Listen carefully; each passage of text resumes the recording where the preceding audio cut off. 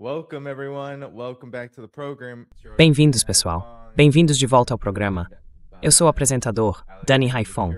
Como vocês podem ver, estou aqui com Alexander Mercouris, do The Duran, e também do próprio canal dele, analista e comentarista geopolítico, amigo do programa. Alexander, bom te ver de novo.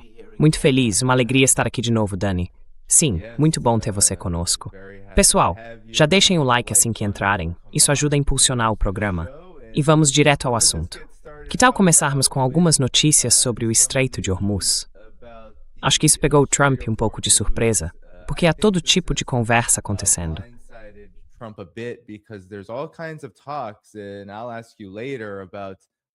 Mais tarde eu vou te perguntar se a gente está vendo um outro tipo de negociação que pode levar a uma situação de guerra. Porque neste momento há todo tipo de conversa otimista sobre a possibilidade de um acordo. Mas ao mesmo tempo, temos o Irã. A autoridade do Estreito do Golfo Pérsico, o mecanismo deles, basicamente, anunciou um controle ampliado sobre o Estreito de Hormuz, indo até os Emirados Árabes Unidos, incluindo o porto de Fujairah, uma área enorme, de milhares de quilômetros, que eles estão dizendo agora que vai ficar sob a autoridade deles, por causa do que aconteceu na guerra.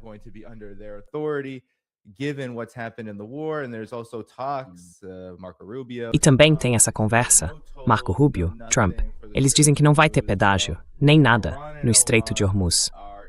Só que o Irã e Omã estão discutindo um sistema de taxas. Eles não estão chamando de pedágio, mas o Irã está chamando de um sistema de cobrança para garantir uma remuneração contínua durante o período em que tiver autoridade sobre o Estreito de Hormuz. Então, Alexander, é isso. Tem todo tipo de conversa sobre novas conversas de novo. Mas, nas últimas vezes em que isso aconteceu, a gente viu uma escalada.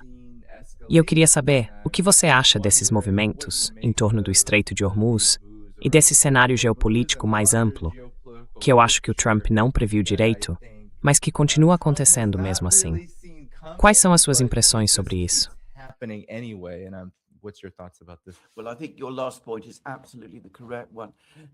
Olha, eu acho que o seu último ponto é exatamente o certo. Agora, toda a lógica, se a gente aplicar a lógica, o que, claro, anda em falta, mas toda a lógica aponta para a necessidade de negociações. Os Estados Unidos começaram essa guerra contra o Irã no dia 28 de fevereiro. Eles estavam convencidos de que o Irã iria colapsar muito rápido. Ignoraram a ameaça de um fechamento do Estreito de Hormuz, ou de o Irã assumir o controle do estreito. Mas acabou que o Irã não colapsou rapidamente. Pelo contrário, o Irã reagiu. Os Estados Unidos sofreram danos sérios. A gente ainda está descobrindo quanto esses danos foram graves. Os aliados dos Estados Unidos na região, os sauditas, os cataris, os emiradenses, todos eles também sofreram danos. E os iranianos impuseram seu controle sobre o Estreito de Hormuz.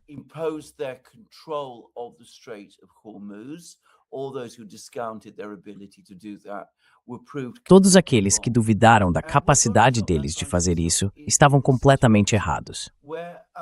E agora, o Donald Trump se vê numa situação em que as coisas não só não saíram como ele esperava, mas ficaram muito piores do que ele poderia imaginar.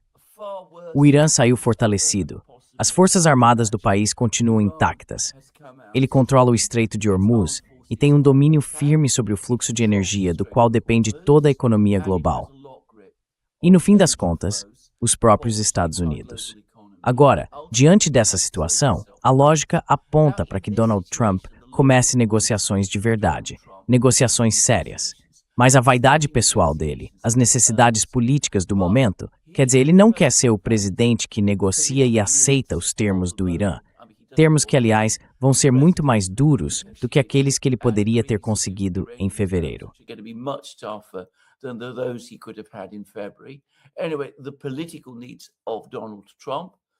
De qualquer forma, as necessidades políticas de Donald Trump e também a percepção em Washington, em Tel Aviv e em outros lugares de que os Estados Unidos não podem começar uma guerra contra um país como o Irã, perder e ainda fazer concessões, tudo isso torna as negociações praticamente impossíveis.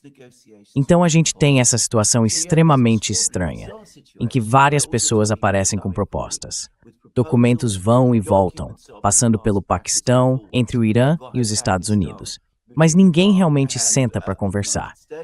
E o resultado é que surgem documentos que não nos levam a lugar nenhum. Aí um desses documentos chega à mesa do Donald Trump. Ele vê o que os iranianos estão exigindo e perde a paciência. E aí começa mais um ciclo de escalada, de alertas e de ameaças que depois ele mesmo precisa recuar. Esse é o resumo da situação, do jeito que eu vejo.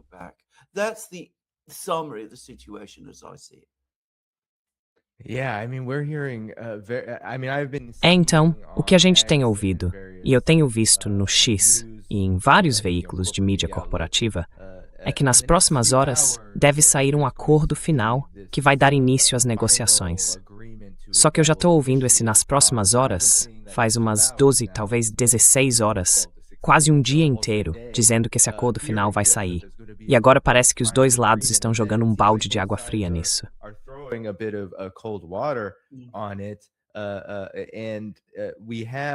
E a gente também tem relatos de que os Emirados Árabes Unidos e até o Catar pode estar participando desse processo de alguma forma, mas há informações de que os Emirados, o Catar e outros países do Golfo estão pressionando os sauditas também, pedindo a Donald Trump para não retomar a escalada agora. Você acredita em algo disso? Porque, ao mesmo tempo, Israel está dizendo que um ataque surpresa do Irã pode acontecer em breve. Isso vem da inteligência israelense. E que, se a gente não agir, é isso que vai acontecer. Você acredita em alguma dessas informações? Ou acha que é só mais uma situação de negação plausível em que a gente está vendo a guerra se aproximar a qualquer momento?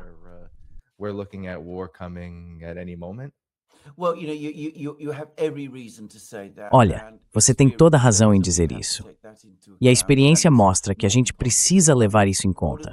E não é impossível. Quero dizer, todos esses países do Golfo Pérsico, que supostamente estariam implorando para o Donald Trump não iniciar uma guerra, nem outro ataque contra o Irã, são os mesmos países do Golfo Pérsico que no ano passado fingiam não apoiar uma guerra contra o Irã.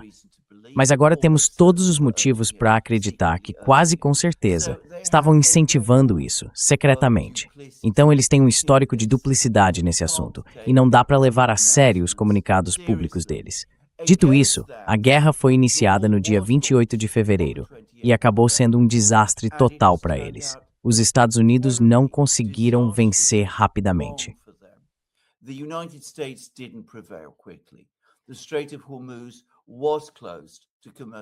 O Estreito de Hormuz foi fechado para o transporte comercial. Os iranianos agora estão cobrando taxas dos navios que eles permitem passar. A infraestrutura deles, e também a dos países do Golfo Pérsico, ficou muito danificada. Eles veem que as defesas aéreas americanas não funcionam como deveriam. Leem todos os relatórios dizendo que os Estados Unidos esgotaram boa parte dos seus arsenais, e também estão vendo histórias estranhas circulando por aí, dizendo que a pessoa que os americanos queriam colocar no comando do Irã era ninguém menos que Ahmadinejad. E os sauditas, ao lerem essas matérias, devem estar pensando: essas pessoas perderam o juízo, não sabem o que estão fazendo. Tudo isso, claro, deve estar abalando a confiança em toda a região do Golfo Pérsico.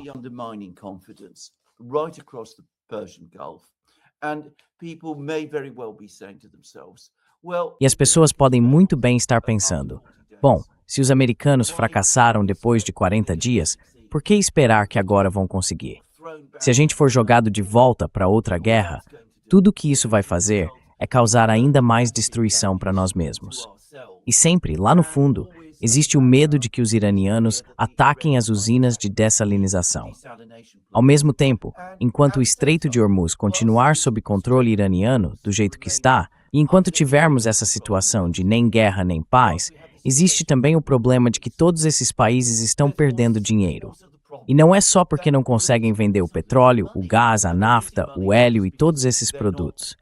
É também porque, ao que tudo indica, está havendo uma saída muito grande de capital do Golfo Pérsico.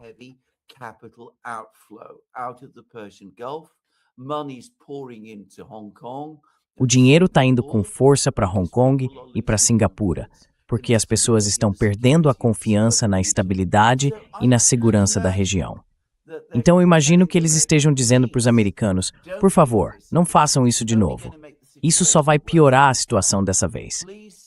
Estão pedindo para ver se é possível chegar a um acordo com os iranianos. Faz sentido que hajam assim, e eu consigo imaginar que essa postura, por parte dos países árabes, tenha mudado. Já os israelenses têm uma agenda completamente diferente. Eles querem uma mudança de regime no Irã. Para eles, o assunto ainda não foi resolvido. Querem aumentar a percepção da ameaça iraniana e empurrar para que a guerra recomece. Então dá para ver que existe esse possível descompasso.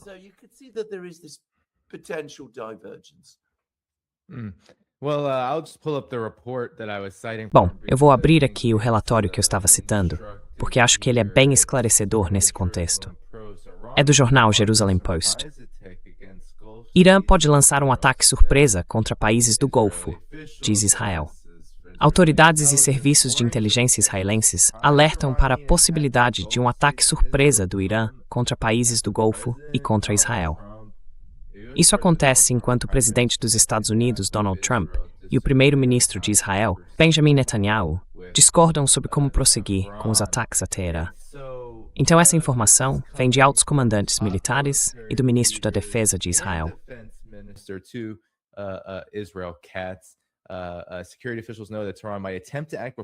Os responsáveis pela segurança sabem que Teherã pode tentar agir antes que os Estados Unidos e Israel decidam que o caminho diplomático não é mais viável e lancem um ataque surpresa, parecido com aquele do início da Operação Fúria Épica e Leão Rugidor.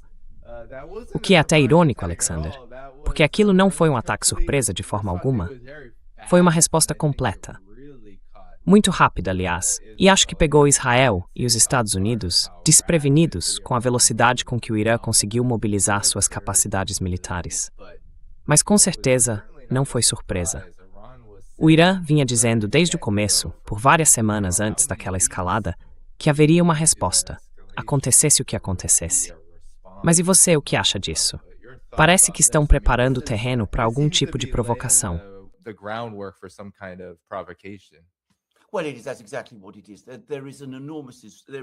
É isso mesmo. Exatamente isso. Existe uma enorme campanha israelense para retomar a guerra. Eles não querem um acordo negociado, nem o fim dessa crise. O que eles querem é uma mudança de regime no Irã. Do ponto de vista israelense, é disso que tudo isso se trata. Sem dúvida, eles não querem uma solução para essa crise que possa terminar com o Irã parecendo o vencedor. E é cada vez mais assim que a situação está ficando. Então, eles continuam fazendo o que vem fazendo há mais de 20 anos. Exageram a ameaça vinda do Irã. Falam sobre a possibilidade de o Irã adquirir armas nucleares, algo que nunca aconteceu. E agora estão falando sobre o Irã lançar um ataque preventivo.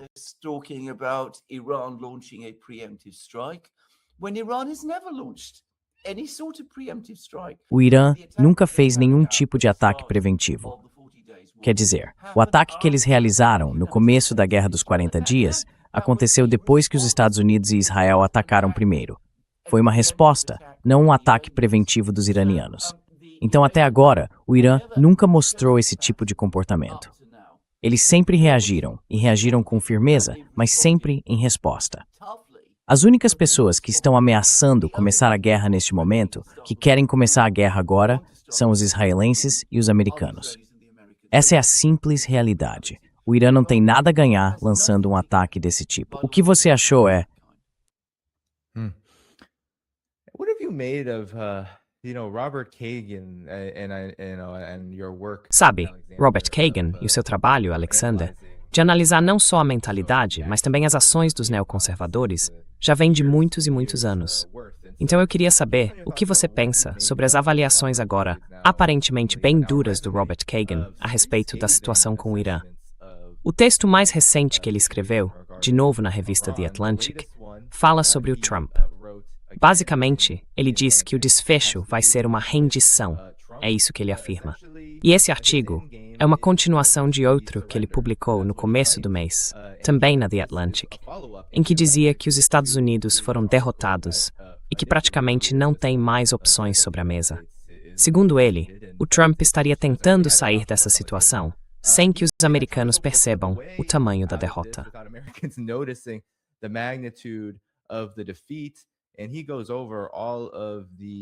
E ele fala sobre todas as manobras em torno do Trump nesse artigo. Sabe, as ameaças que levaram às chamadas negociações de paz. E aí o Irã disse que, na verdade, eles nem estão participando de negociações de paz. Estão apenas exigindo seus direitos. Eles nem estão falando sobre concessões ou algo do tipo, de um lado para o outro. O que você acha disso? Digo, isso é algo bem sem precedentes, considerando que os neoconservadores, em muitos aspectos, foram os arquitetos da agressão dos Estados Unidos contra o Irã. E parece que toda a política deles para o Oriente Médio era voltada para isso. E agora parece uma reviravolta bem grande. Eu queria saber o que você acha que explica essa mudança.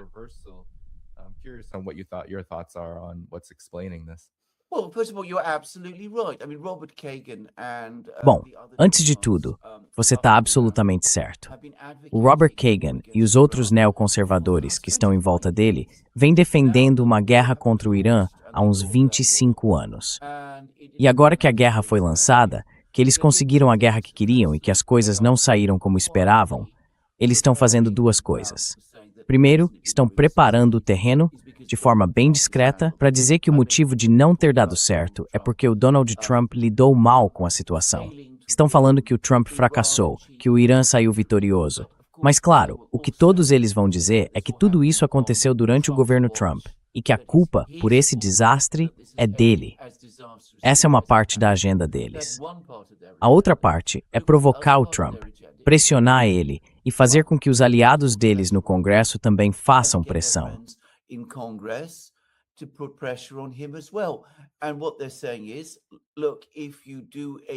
E o que eles estão dizendo é o seguinte: olha, se você fizer um acordo com os iranianos, o tipo de acordo que, como dissemos no começo do programa, faz sentido para o Trump neste momento, já que a opção militar não deu certo, o que eles vão dizer é que isso é uma rendição, que você entregou a posição estratégica dos Estados Unidos, que você humilhou os Estados Unidos, e que isso não pode acontecer de jeito nenhum. Então, o que você deve fazer, em vez disso, é manter a guerra, aumentar a escalada, como nossos amigos em Israel estão pedindo.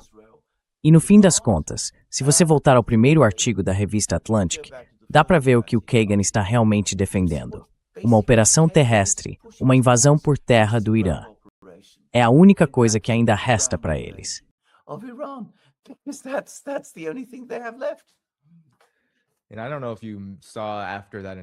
E eu não sei se você viu, mas depois daquele primeiro artigo, o John Bolton escreveu no Washington Post um texto muito mais direto, pedindo exatamente isso. Uma escalada, ataques mais pesados, junto com uma operação terrestre. O Kagan, no artigo dele, foi bem cauteloso, tentou contornar o assunto. Ele não quis dizer isso de forma explícita, mas dava a entender que ou você vai até o fim, ou é melhor nem começar. Aquele famoso, ou vai com tudo, ou nem vai.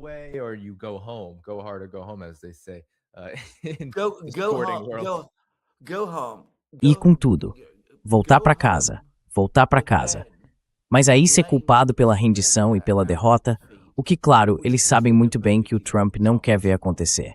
Então isso coloca pressão sobre ele para intensificar a guerra. E para levar essa guerra a um ponto que até agora a gente conseguiu evitar, e que seria uma catástrofe total.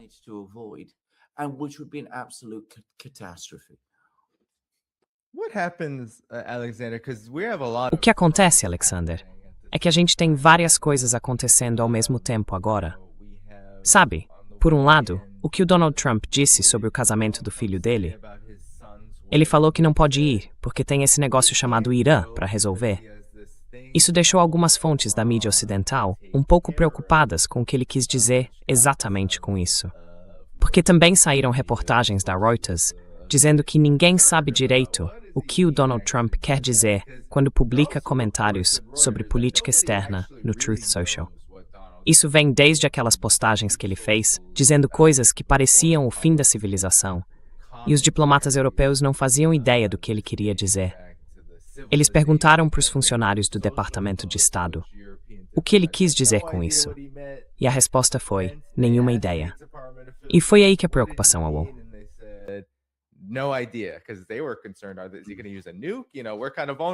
Você vai usar uma arma nuclear? Olha, a gente está meio vulnerável a qualquer coisa que aconteça com o Irã. A gente não está tão longe assim do Irã. Mesmo assim, essa é a situação.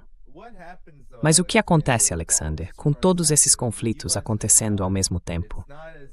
Os Estados Unidos não é como se, e a gente já falou sobre isso aqui no programa, não é como se a situação na Ucrânia tivesse realmente esfriado.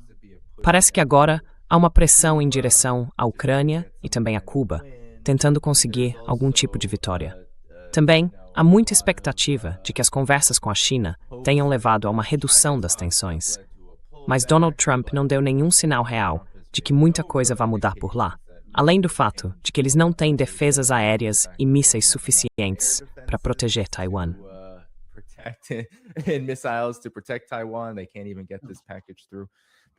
Eles nem conseguem aprovar esse pacote por causa disso. Então o que acontece é que o Estreito de Hormuz, Alexander, acaba se abrindo ainda mais. A gente já vê mais movimentação de navios agora, a pedido do Irã, e é exatamente isso que o Irã diz que quer. Eles querem atividade total ali, mas sob a coordenação deles. Quanto mais tempo isso durar, mais isso pode se tornar possível. Talvez não totalmente, mas cada vez mais possível. Bom, eu diria que o desastre estratégico final para os Estados Unidos é basicamente o que você acabou de descrever.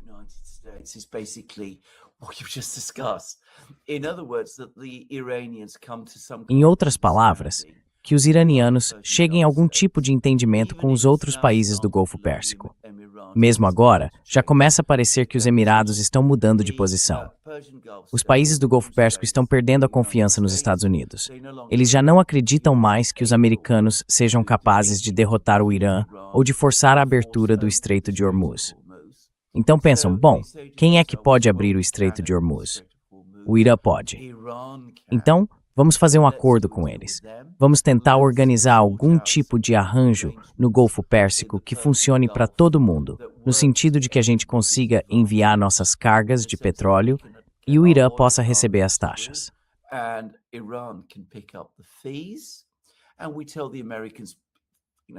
E a gente diz para os americanos, muito obrigado, mas por favor vão embora.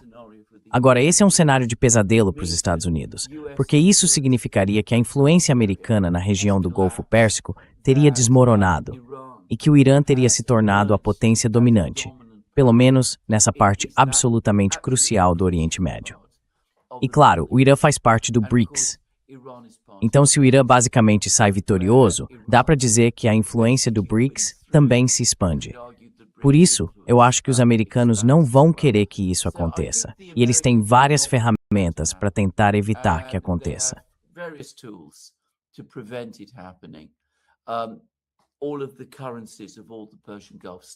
Todas as moedas dos países do Golfo Pérsico são atreladas ao dólar, por exemplo. E isso dá influência aos Estados Unidos. E eles vão fazer o que puderem, como eu disse, para impedir que isso aconteça. E podem até conseguir. Mas a cada dia que passa sem nenhum sinal de solução, cresce a chance de os países do Golfo Pérsico finalmente dizerem, chega, já deu.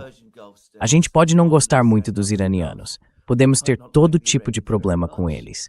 Eles são um governo revolucionário e nós somos monarquias conservadoras, o que torna tudo muito desconfortável. Mas apesar disso, a gente precisa sobreviver. Precisamos fazer negócios, e isso significa que temos que fazer negócios com o Irã. Então, sim, essa possibilidade está crescendo.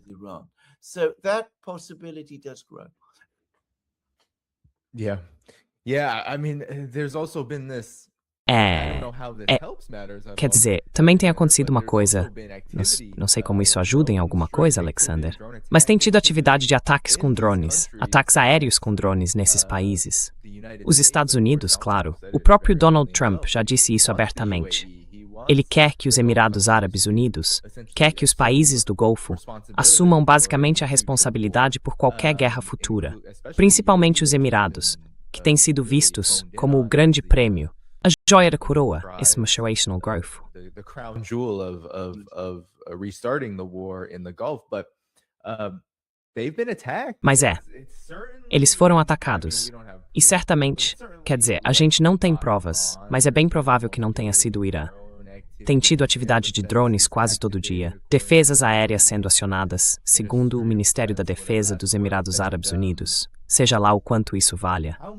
E parte disso parece, ou pelo menos parecia, uma forma de justificar não só a retomada da guerra, mas talvez até pressionar ou forçar os países do Golfo a se prepararem para reiniciar o conflito, mesmo que eles não estejam muito animados com isso, considerando as consequências econômicas que a gente acabou de mencionar. É.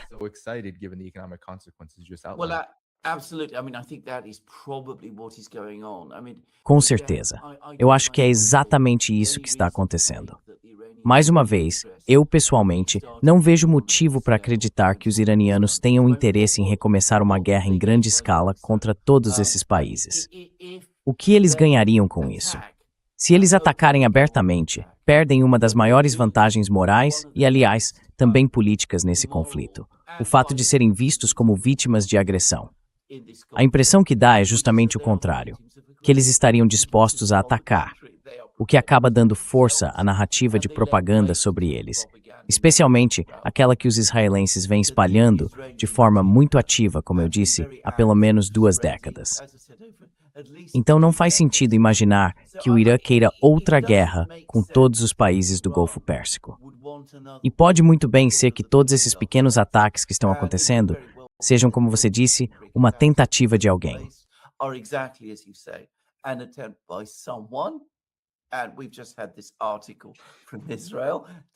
E acabou de sair um artigo de Israel dizendo que os iranianos vão atacar. Pode ser uma tentativa de alguém criar a impressão de que isso está prestes a acontecer. Eu só mencionaria uma outra possibilidade, que é a seguinte: do ponto de vista iraniano, dá para argumentar, e não estou dizendo que seja o caso, só para deixar claro, mas dá para argumentar que manter um certo nível de atividade militar no Golfo Pérsico, manter uma tensão ali, sem chegar ao ponto de uma guerra aberta, pode ser útil. Isso lembra aos países do Golfo Pérsico o quanto eles são, no fim das contas, vulneráveis. Porque se nada disso estivesse acontecendo, acabaria surgindo um certo relaxamento, e esses países poderiam voltar à sua postura natural, que é apoiar os americanos e os israelenses. Então, dá para fazer esse argumento. Mas não estou dizendo que seja o caso, porque obviamente eu não sei.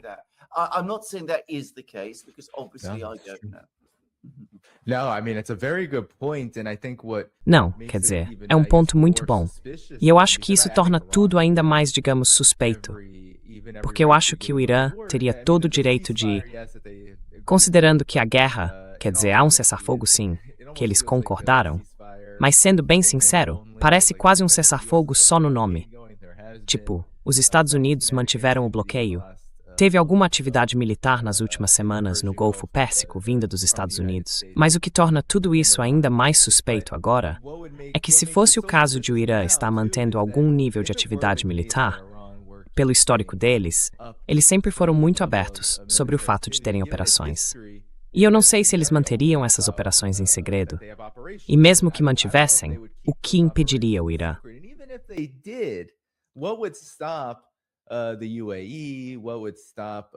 Os Emirados Árabes Unidos, o que impediria os sauditas?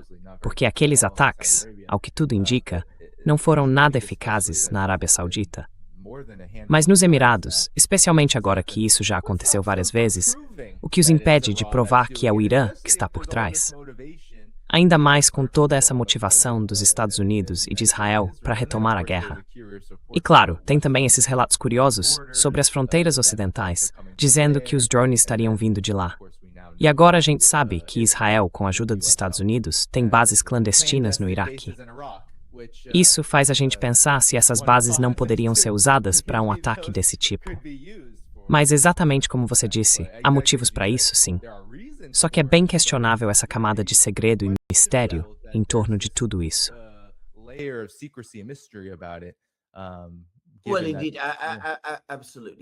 Sim, com certeza, absolutamente. Quer dizer, você está totalmente certo sobre isso. Estamos falando do Oriente Médio. E claro, é uma região onde, como eu disse, todo tipo de coisa acontece e nada é exatamente o que parece. Mas repetindo, eu não vejo nenhuma lógica no Irã querer atacar os países do Golfo Pérsico. Isso faria o Irã perder uma certa dose de simpatia internacional. E você tem toda a razão quando diz que, em termos estritamente morais, legais e abstratos, eles estariam totalmente no direito de fazer isso. Afinal, todos esses países se uniram contra o Irã e o atacaram.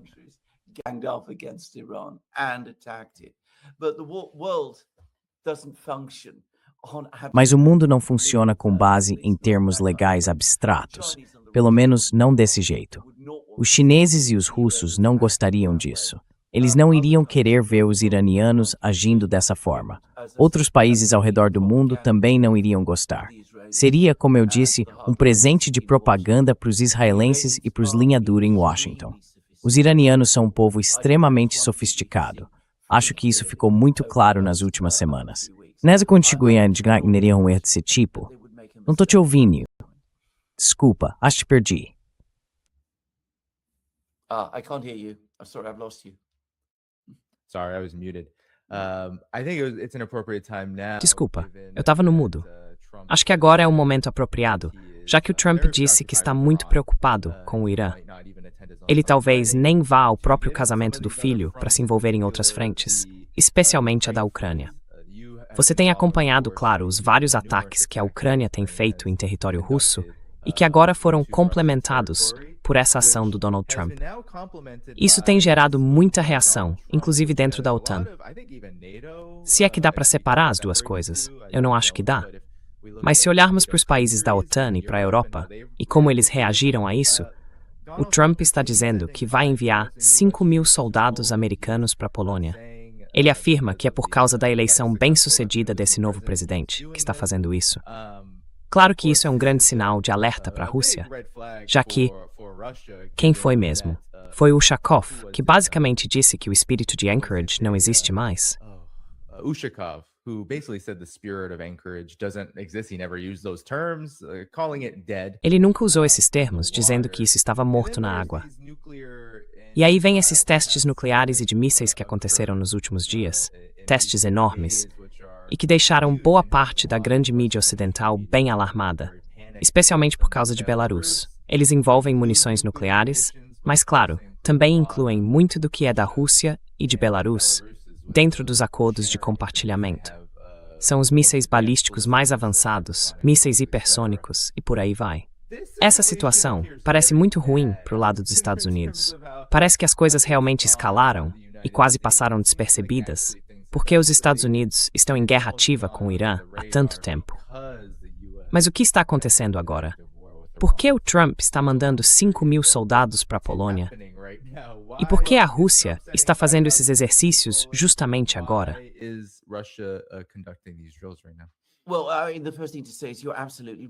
Bom, a primeira coisa a dizer é que você está absolutamente certo. Isso não está indo bem para os Estados Unidos. Os Estados Unidos não estão se saindo bem no Irã. A guerra na Ucrânia, toda essa crise da Ucrânia, também está dando muito errado. E o Donald Trump foi à China e voltou de mãos vazias, com um aviso muito forte sobre Taiwan, vindo do Xi Jinping, ecoando na cabeça dele. Então o Donald Trump volta para Washington de mau humor, o que é bem evidente, e quer se reafirmar, mostrar para todo mundo, para os russos, para os chineses, que os Estados Unidos e ele ainda são fortes. Aí surgem anúncios como esse, sobre os 5.000 soldados enviados para a Polônia, e também as ameaças contra Cuba.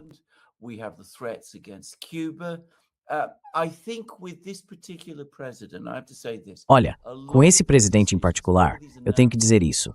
Muitas dessas decisões, muitos desses anúncios, são movidos pela emoção. Os europeus ficaram completamente surpresos com esse anúncio do envio de 5.000 soldados para a Polônia. E, aliás, os próprios poloneses também ficaram, o que é curioso. Então parece muito que tudo isso foi feito no impulso, sabe? Como se ele tivesse escrito de cabeça quente, o Trump irritado porque nada está dando certo. E, neste momento, ele está muito irritado com os russos. Mais do que as pessoas percebem, eu acho. Os russos, como você disse corretamente, têm feito grandes exercícios nucleares. Eles começaram a avançar mais no conflito, nas linhas de frente. E o Ushakov, na verdade, fez exatamente o que disse que faria. Ele destruiu completamente o acordo de Anchorage.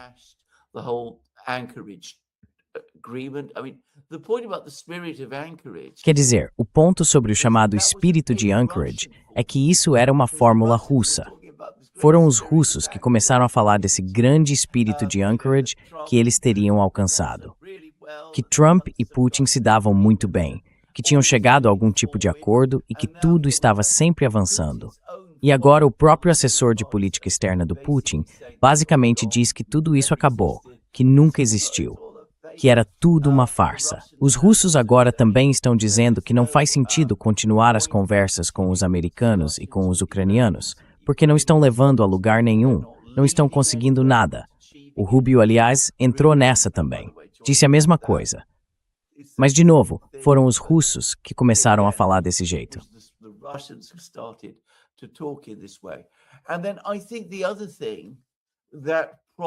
E aí, eu acho que outra coisa que as pessoas provavelmente não estão percebendo é que no dia 29 de abril, o Putin ligou para o Trump e disse de forma categórica que se houvesse qualquer ataque de drones ucranianos contra Moscou durante o desfile da vitória, no dia 9 de maio, eles iriam reagir com força total contra o centro de Kiev.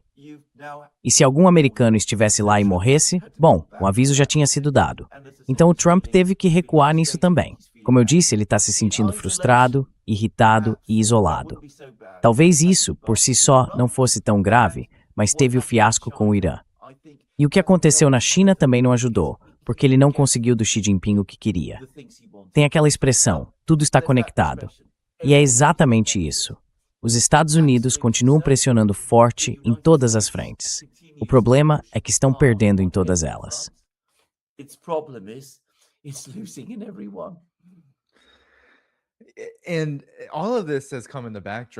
E tudo isso acontece também num contexto em que, você sabe, o governo Trump tem sido muito cuidadoso em nem mencionar muito a Ucrânia em relação à guerra. Mas todo o resto, claro, continua falando. Os Kagans, o Instituto de Estudos da Guerra da Victoria Nuland, aquele porta-voz dos neoconservadores, eles alimentam todos os dias a grande mídia ocidental com a ideia de que a Ucrânia está em ascensão, que está ganhando no campo de batalha, que esses ataques em território russo mostram a fraqueza da Rússia. E parece que tudo segue nessa linha de controle da narrativa.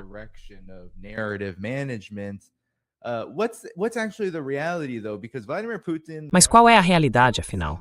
Porque o Vladimir Putin e a Rússia não parecem muito abalados. Quer dizer, a Rússia recebeu o Xi Jinping e o Putin. Quer dizer, eu sei que o Putin foi a Pequim, desculpa pela inversão, e assinou um monte de acordos.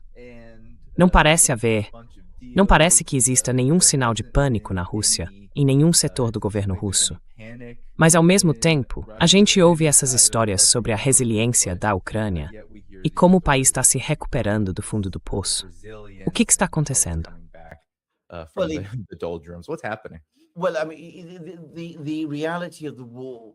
Olha, a realidade da guerra é que sempre há altos e baixos, especialmente nessa guerra. É um tipo de guerra diferente daquela que os americanos, eu acho, estão acostumados.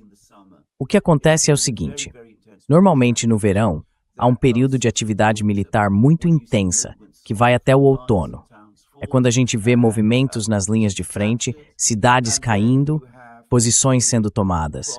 Depois vem um período que vai do outono, mais ou menos até o fim do ano, até a primavera, quando os dois lados param um pouco para respirar. É uma época de frio e depois de lama, porque toda a neve derrete, o chão fica encharcado e os exércitos precisam se reorganizar, se reequipar e trazer mais soldados.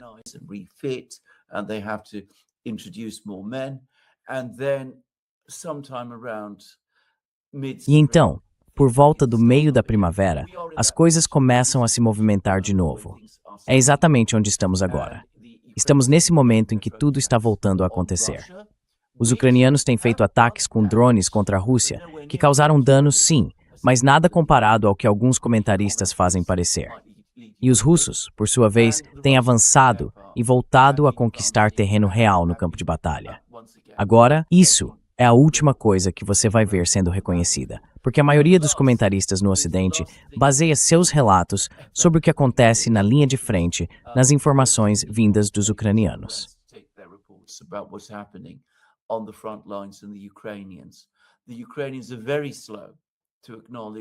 Os ucranianos demoram muito para reconhecer quando perdem posições.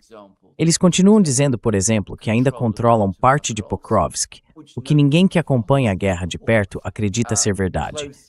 Então, eles não querem admitir que os russos estão novamente no ataque e avançando. E claro, os Kagans e os Nulands também não querem admitir isso, porque perder uma guerra contra o Irã já é ruim o bastante. Perder outra contra os russos, especialmente na Europa, sim.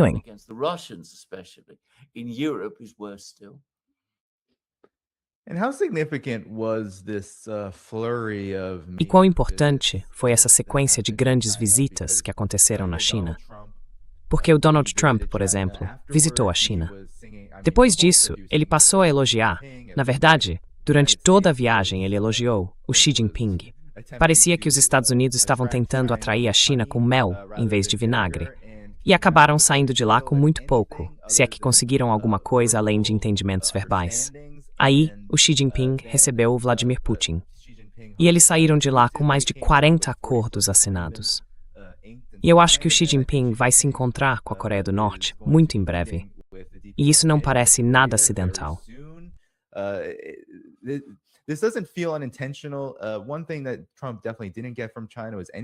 Uma coisa que o Trump com certeza não conseguiu da China foi qualquer avanço em relação ao Irã.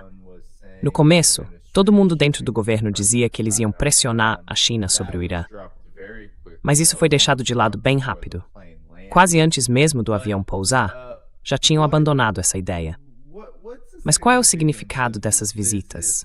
O que elas representam? Porque pareceu algo muito importante, mas aconteceu tudo muito rápido, e quase ninguém está falando sobre isso.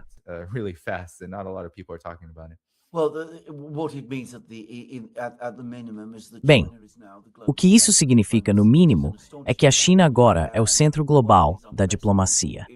E isso é um fato impressionante, algo sem precedentes na história moderna. Um país não ocidental se tornar o lugar para onde todas as principais lideranças vão. Quer dizer, é a primeira vez que isso acontece, pelo menos que alguém se lembre. Mas os americanos vão para lá, os russos vão para lá. Todo mundo quer conversar com o líder chinês e com a liderança chinesa. Só isso já representa uma mudança enorme nas relações internacionais. Agora, a visita do Trump à China e a visita do Putin à China foram completamente diferentes. A visita do Putin faz parte de uma sequência regular de encontros que acontecem todo ano agora entre chineses e russos.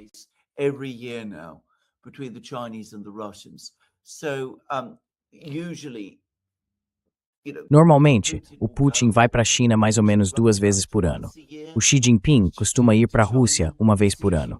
E nessas ocasiões, eles fazem aqueles grandes acordos, bem detalhados, que são discutidos e negociados o tempo todo. Isso faz parte de um processo contínuo de desenvolvimento de uma relação que hoje é muito importante e muito forte. A visita do Trump foi completamente diferente.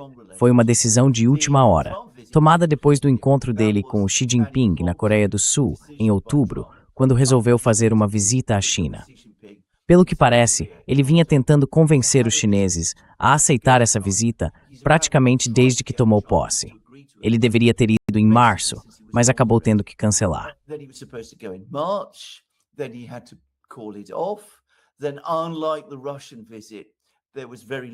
Então, diferente da visita à Rússia, quase não houve preparação. Mas ele foi mesmo assim. Levou um monte de empresários com ele. A viagem durou 2 dias, e na prática, pouquíssimos negócios de verdade foram feitos. O Trump chegou cheio de expectativas, achando que haveria algum tipo de acordo sobre alguma coisa. Mas os chineses, na verdade, deram muito pouco, tirando um aviso bem forte sobre Taiwan. E como os chineses sabem fazer diplomacia, eles deram esse aviso, que, aliás, foi o mais duro que já ouvi de um líder chinês para um presidente americano. E foi pessoalmente mesmo. Do outro lado da mesa. Do outro lado da mesa, com toda a delegação americana presente. Mas os chineses, como sempre fazem, porque são, você sabe, diplomatas experientes, adoçaram a pílula. Levaram ele para um banquete no grande salão do povo, levaram ao Templo do Céu, fizeram um passeio por Zhongnanhai. Mas, como eu disse, nada disso fez diferença real no que aconteceu de fato.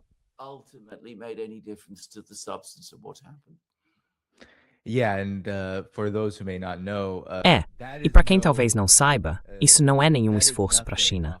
É assim que a China age normalmente. Então, na verdade, foi só a China seguindo o protocolo diplomático de sempre, que já é bem generoso quando se trata de um líder. E eles consideram a maioria dos líderes como figuras importantes. Por isso, a maior parte deles acaba recebendo um tratamento muito, muito bom, especialmente aqueles que são convidados a ir até lá. Então, o fato de isso ter acontecido foi quase como se os Estados Unidos estivessem só cumprindo tabela.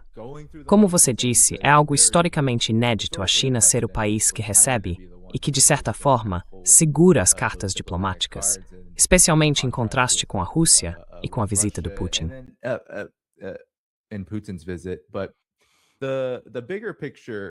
O panorama mais amplo, Alexander, é que parece mesmo que estamos entrando no momento em que, bom, a gente falou do Irã mais cedo, agora estamos falando da China e da Rússia. E dá a sensação de que esses três países estão cada vez mais numa posição em que, se tem algo que o segundo governo Trump nos mostrou, é que esses três países estão ganhando tanta força que são eles que passam a ditar os termos e a forma como as coisas acontecem, quando se trata de assuntos importantes para eles. E eu acho que essa é uma posição bem diferente para os Estados Unidos estarem.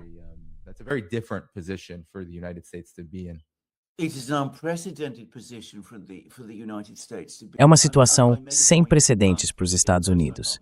Quer dizer, eu até comentei isso num post que publiquei no X.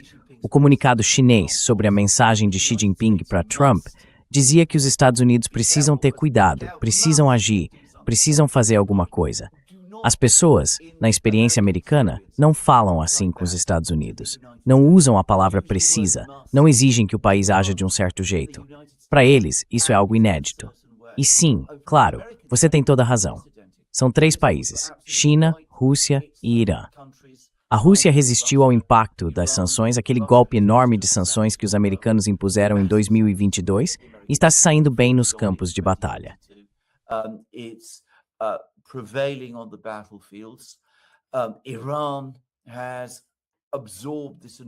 O Irã resistiu a esse enorme ataque americano e está se saindo bem no Estreito de Hormuz. Mas, claro, o principal ator, o país mais importante aqui, é a China. A China hoje é um colosso econômico, uma potência na manufatura, está avançando em várias áreas de tecnologia e tem uma capacidade diplomática impressionante, o que não surpreende ninguém que conheça a China e sua história.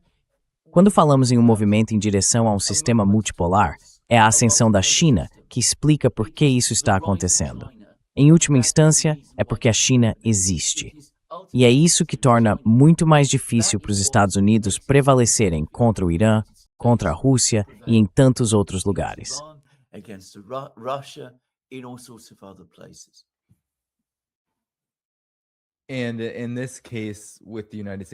E nesse caso, entre os Estados Unidos e a China, embora grande parte das políticas e da postura agressiva dos Estados Unidos em relação à China não tenha realmente mudado, na verdade, não sei se você viu as reportagens, agora há rumores vindos do Congresso e do Comitê de Relações Exteriores, e por aí vai.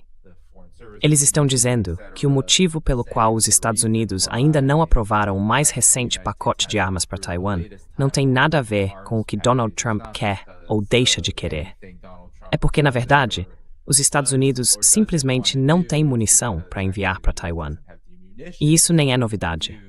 Muitos dos pacotes de armas que o país aprova estão completamente atrasados, somando dezenas de bilhões de dólares, porque esse material nem existe ainda. Mas agora, há uma admissão de que a Operação Fúria Épica, a guerra com o Irã, a agressão contra o Irã, esgotou tantos estoques que eles nem estão dispostos a assinar e liberar esses pacotes.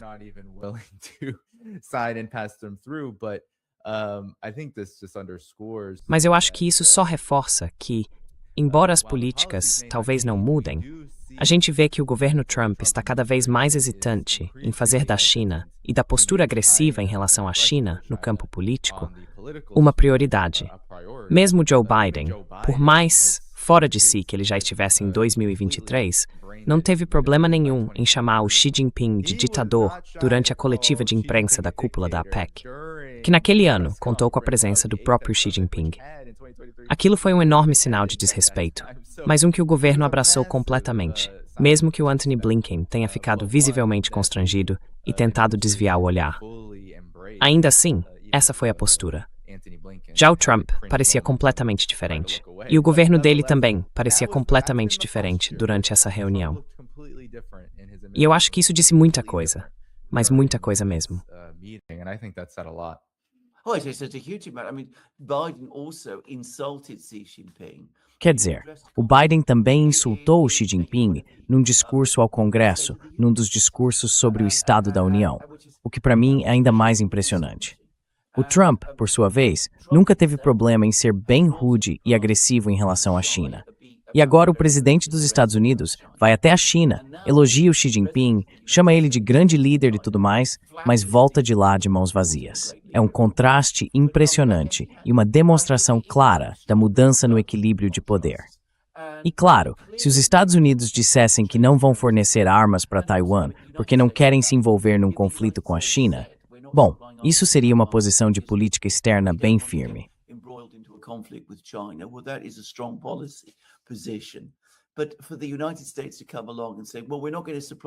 Mas os Estados Unidos virem e dizerem algo como: não vamos fornecer armas para Taiwan porque não temos. Eu acho que isso é, na verdade, uma confissão incrível de fraqueza. Mas é aí que os Estados Unidos estão hoje. E a gente já viu isso acontecer durante a guerra na Ucrânia. Em nenhuma guerra que os Estados Unidos travaram até agora, eles ficaram sem armas. Isso nunca tinha acontecido. Mas agora aconteceu. Eles começaram a ficar com falta de armamentos na Ucrânia, lá na ofensiva ucraniana de 2023, e basicamente pararam de fornecer armas em grande escala para a Ucrânia.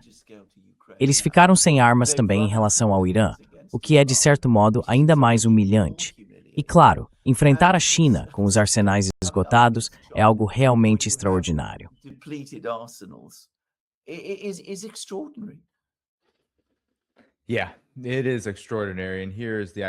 É realmente extraordinário. E aqui está o relatório de fato. Então, para ser mais preciso, foi o secretário interino da Marinha, Ondo Geurts, que disse ao subcomitê de apropriações do Senado que neste momento eles estão fazendo uma pausa para garantir que tenham munições suficientes para o exercício chamado Epic Fury. Ou seja, ele ligou diretamente esse pacote de armas que tem sido motivo de irritação para a China. Eles já disseram: não façam isso, é um grande erro, só vai piorar as relações. O Trump ainda não tomou nenhuma decisão sobre isso. O governo Trump ainda não decidiu. Mas agora a gente está vendo a verdade sobre o motivo desse atraso.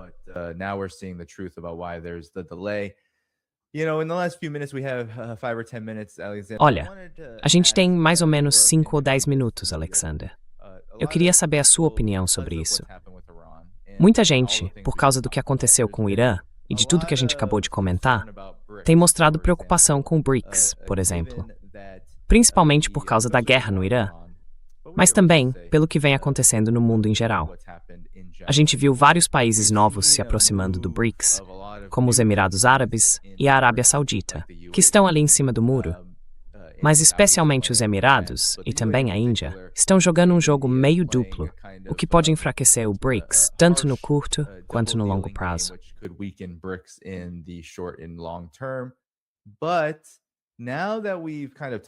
Mas agora que a gente já conversou um pouco, parece que talvez sempre tenha sido o caso de que Rússia, China e agora o Irã estivessem se movendo em direção a um mundo multipolar muito mais rápido do que outros países.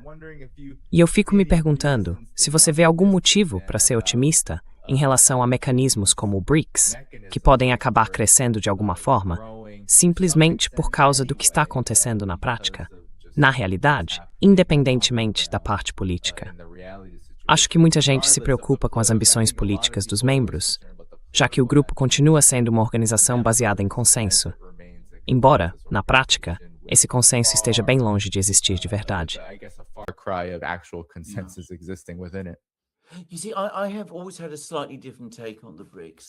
Olha, eu sempre tive uma visão um pouco diferente sobre os BRICS do que a maioria das pessoas. Quer dizer, eu escrevi um artigo lá em 2015, faz mais de 10 anos, em que eu dizia que a relação central, o núcleo mesmo, é entre a China e a Rússia. São essas duas grandes potências que estão no centro desse sistema. Elas não querem chamar essa relação de aliança, porque não querem assumir compromissos uma com a outra que possam acabar prejudicando as duas. E, ao mesmo tempo, não querem parecer claramente aliadas, porque uma aliança, por definição, implica ter inimigos. E elas não querem que todo mundo, como a Índia, por exemplo, que talvez tenha problemas com a China ou outros países que possam ter questões com a Rússia, fique assustado com a ideia de que existe uma aliança russo-chinesa se formando de forma aberta. There is this Russian-Chinese alliance overtly opening. So the Chinese and the Russians, what they've done is that they Então, o que os chineses e os russos fizeram foi trabalhar de forma consistente. Essa é uma análise que eu fiz em 2015 e que eu ainda sustento. Eles trabalharam de maneira constante para aprofundar e fortalecer a relação entre eles. E para disfarçar o que realmente está acontecendo, eles teceram toda uma rede, uma espécie de tapeçaria de outras organizações e instituições em volta disso. Então, os BRICS, obviamente, a Organização de Cooperação de Xangai, a União Econômica da Eurásia, a OTS e assim por diante. Mas um dos motivos principais é justamente desviar a atenção do fato de que o relacionamento central é entre chineses e russos. Agora, dito isso, o mundo de hoje não é exatamente o mesmo de 2015. E eu acho que, com o tempo, os BRICS ganharam uma realidade maior do que tinham naquela época.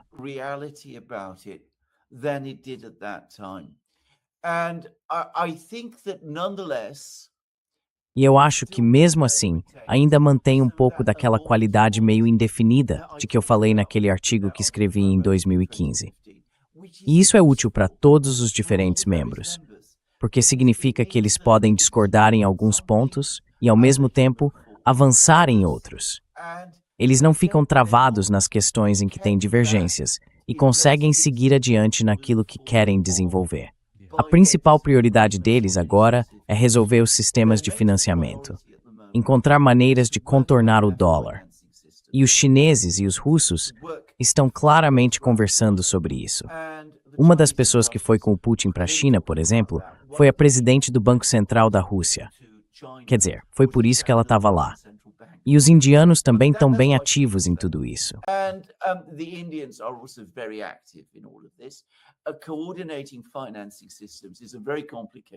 Coordenar sistemas de financiamento é algo bem complicado, e é preciso encontrar várias formas diferentes de fazer isso funcionar. E aí voltamos à questão dos países do Golfo Pérsico, porque eu disse que todos eles têm suas moedas atreladas ao dólar. Isso dá aos Estados Unidos uma grande influência e poder sobre eles. Mas claro, agora que talvez estejam começando a se preocupar com os Estados Unidos, isso também os motiva a buscar outros tipos de arranjo. E isso pode incluir até um país como os Emirados Árabes Unidos. Então dá para ver que, de certo modo, o BRICS, sendo o que é, acaba jogando a favor de suas próprias forças. E as pessoas não devem interpretar mal o que parecem ser suas fraquezas. O BRICS não é a OTAN, não é a União Europeia, não é o G7, não é nenhuma dessas coisas.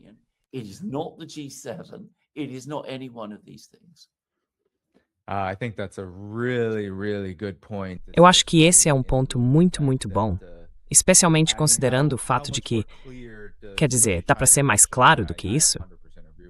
Principalmente quando falamos da China e da Rússia.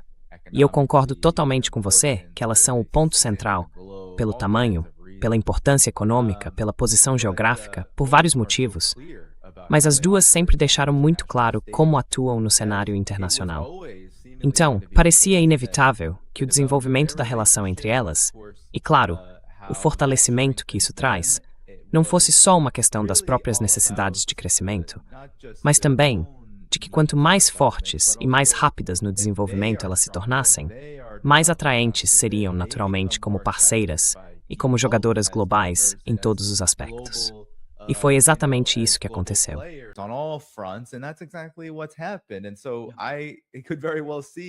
Então eu consigo imaginar bem um cenário em que a China, a Rússia e agora o Irã, e qualquer outro país que resolva entrar nessa, sigam nessa direção, ficando cada vez mais fortes.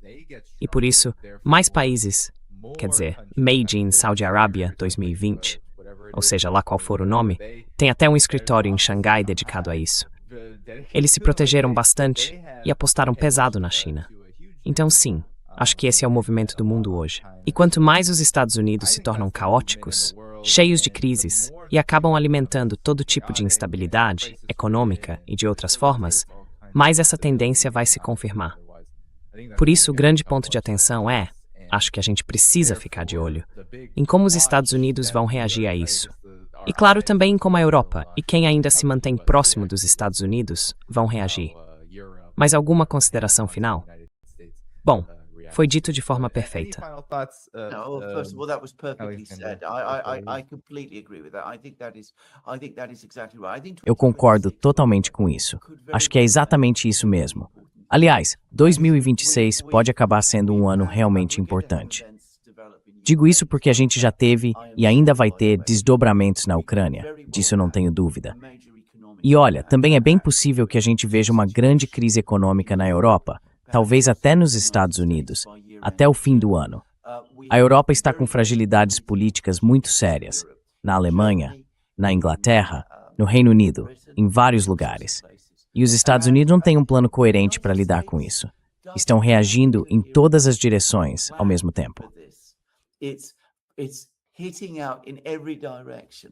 It's now going to sort of go against Cuba, which is small and little. Agora parece que os Estados Unidos vão se voltar contra Cuba, que é um país pequeno, frágil, vulnerável, porque não conseguem realmente prevalecer na Ucrânia, no Irã, contra a China, em Taiwan ou em lugares desse tipo. Mas atacar Cuba não resolve nenhum dos problemas da América. Só faz os Estados Unidos parecerem ainda mais o valentão, o elefante desgovernado que você basicamente estava dizendo que eles são.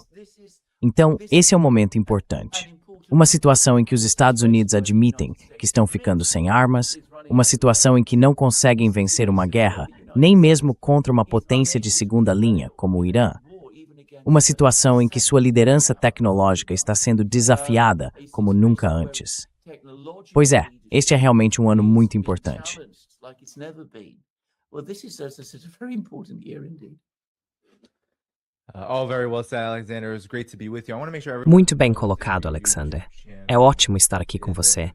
Quero garantir que todo mundo saiba que o seu canal no YouTube está na descrição do vídeo, para que possam conferir, assim como o canal do The Duran. Então, pessoal, se ainda não se inscreveram, embora eu tenha certeza de que muitos já sejam inscritos, se inscrevam, confiram o trabalho do Alexander. E não esqueçam de deixar o like antes de sair. Obrigado a todos que mandaram super chat. Coloquei vocês na tela. Aos moderadores e a todo mundo que assistiu, deixem o like antes de ir. Isso ajuda muito o programa. É fim de semana do Memorial Day. Eu não vou fazer transmissões ao vivo, mas vou colocar alguns clipes originais no ar durante o fim de semana. Mas Alexander, tem algo que você queira dizer antes que eu encerre a transmissão?